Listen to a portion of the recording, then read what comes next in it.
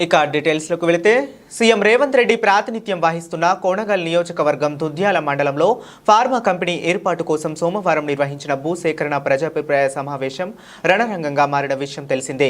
ఈ ఘటనకు సంబంధించి లగచర్ల గ్రామస్తులను అరెస్టుపై మాజీ మంత్రి హరీష్ రావు స్పందించారు. ప్రభుత్వ తీరు అమానుషమని, లగచర్ల వాసులను తక్షణమే విడుదల చేయాలని డిమాండ్ చేశారు. లగచర్ల గ్రామానికి 300 మంది పోలీసులు చేరుకుని గ్రామస్తులను అరెస్ట్ చేయడం దారుణమని విమర్శించారు.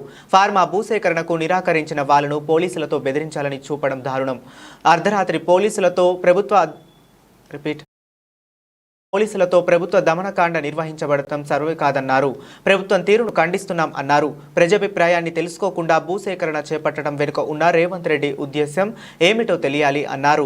సీఎం వ్యక్తిగత ప్రయోజనాల కోసం చేపడుతున్న భూసేకరణను తక్షణమే నిలిపివేయాలి అన్నారు. పోలీసుల అదుపులో ఉన్న గ్రామస్తులను, రైతులను తక్షణం విడుదల చేయాలని డిమాండ్ చేస్తున్నాం అని హరీష్ రావు అన్నారు.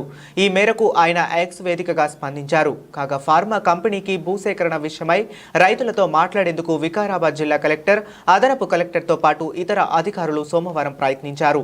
తమ వాహనాలు దిగి సమావేశం జరిగిన స్థలానికి వెళ్లారు. అధికారులకు వ్యతిరేకంగా గో బ్యాక్, డౌన్ డౌన్ అంటూ రైతులు నినాదాలు చేశారు. అధికారుల వైపు దూసుకెళ్లారు. జిల్లా కలెక్టర్ సహా అక్కడికి వచ్చిన అధికారులు వారికి నచ్చజెప్పేందుకు ప్రయత్నిస్తున్నా వినిపించుకోకుండా ఆగ్రహంతో ఊగిపోయారు.